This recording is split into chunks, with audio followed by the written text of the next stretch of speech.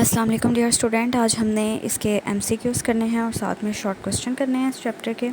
तो MCQs number 1 है about 99% of the earth atmosphere mass lies within the 30 kilometre, इसका answer है। ठीक है। सेकंड है depending upon the temperature atmosphere is divided, कितनी लेयर्स होती हैं? 4 लेयर्स होती हैं। Just above the earth surface is, above के फर्स्ट लेयर कौन सी होती है? ट्रोपोस्फियर की। A group of gases that maintains temperature of atmosphere is called, carbon dioxide maintain करती है और वाटर वेपर्स मेंटेन करते हैं। ठीक है। The earth atmosphere is getting hotter because of increasing concentration of carbon dioxide. Which of the following is not a green house effect. ठीक है। Green house effect क्या नहीं है कि हमारी फूड चेन इंक्रीज़ हो रही है उसकी वजह से? नहीं, हमारी फूड चेन तो डिक्रीज़ हो रही है उसकी वजह से। ठीक हो गया। Normally rain water is weakly acidic. Weakly acidic क्यों होता है? क्योंकि उसके अंदर सिर्फ कार्बन डाइऑक्साइड होती है।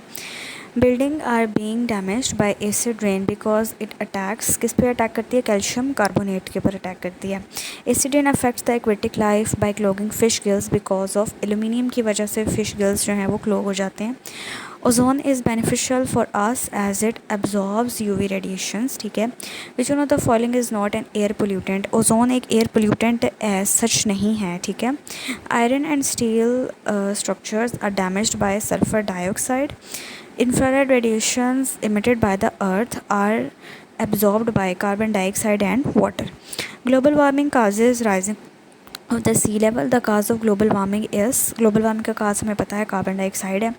Which gas protects the earth's surface from ultraviolet radiation? Ozone, O3.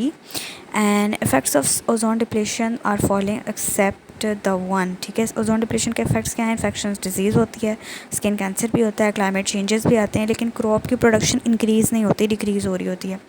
Which one of the following pollutants are not found in car exhaust. Ozone नहीं होती कार एग्जॉस्ट के अंदर।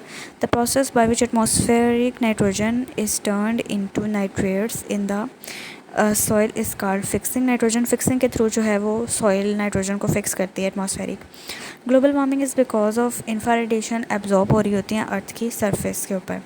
Carbon monoxide is harmful to us. क्यों harmful है हमारे लिए? क्योंकि इसकी जो ऑक्सीजन कैरिंग कैपेसिटी होती है वो हीमोग्लोबिन की वो रिड्यूस कर देती है। ठीक हो गया। अब शॉर्ट आंसर क्वेश्चंस हैं। Explain the phenomena of decreasing temperature in troposphere. इसका आंसर जो है वो यहाँ से आप कर सकते हो कि कार्बन डाइऑक्साइड की वजह से जो है वो in troposphere carbon dioxide and water vapors are present. Although concentration of carbon dioxide and water vapors is negligible in atmosphere, they play a vital role in maintaining the temperature of the earth. Both of these gases allow visible light to pass through it. Infrared radiation warm the atmosphere as the concentration of gases decreases gradually with increase of altitude. Correspondingly, temperature also decreases at the rate of 6 kilometer. This is the region where all the weather occurs and aircraft fly in the region. ये troposphere का जो second paragraph था जिसमें हम variation of temperature वाला, उसके अंदर ये वो वाला आंसर है। ठीक हो गया। उसके बाद है differential between primary and secondary pollutant. इसमें आपने प्राइमरी पोल्यूटेंट की डेफिनेशन देनी है और एग्जांपल देनी है, और सेकेंडरी पोल्यूटेंट की डेफिनेशन और एग्जांपल देनी है। थर्ड क्वेश्चन है state the major sources of carbon dioxide and carbon monoxide. Carbon dioxide और कार्बन मोनोऑक्साइड के मेजर सोर्सेज आपने बताने हैं। तो ये पेज नंबर क्वेश्चन नंबर 5 है carbon monoxide is an hidden enemy. इसमें आपने कार्बन मोनोऑक्साइड वाला जो है वो पैराग्राफ पूरा बताना है। What threats are to human health due to sulphur dioxide gas as air pollutant. इसमें जो इफेक्ट्स ऑफ सल्फर डाइऑक्साइड हमने पढ़ा था ना, वो आपने बताना है। ठीक है।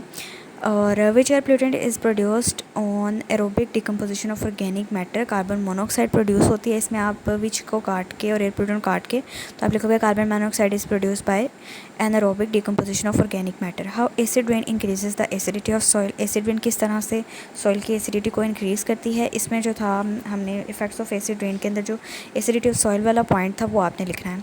पॉइंट और 2 serious effects of ozone depletion. Ozone depletion के 2 सीरियस इफेक्ट्स आपने बताने हैं। ठीक है। कोई से भी 2 आप बता दीजिएगा।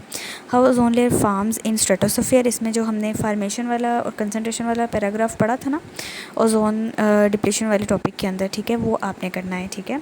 जहाँ पे वो जो 2 इक्वेशन दी हुई थी ना वहाँ तक। उसके बाद है whether 75% the atmospheric mass lies within the troposphere. इसका आंसर आप यहाँ से करोगे। ठीक है। 75% मास जो है वो ट्रोपोस्फियर में क्यों लाई करता है? ये वाला about 75% of the atmospheric mass lies within the troposphere because it converts the height from 0 to 12 kilometer in this region where all the weather occur. Almost all aircraft fly in this region. ठीक हो गया। Next आपके पास है how is ozone layer being depleted by chlorofluorocarbon, जिसमें आपने जो depletion of ozone layer वाला किया था और 4 इक्वेशंस की थी वो सारा आपने इसके अंदर एक्सप्लेन करना है। ठीक हो गया।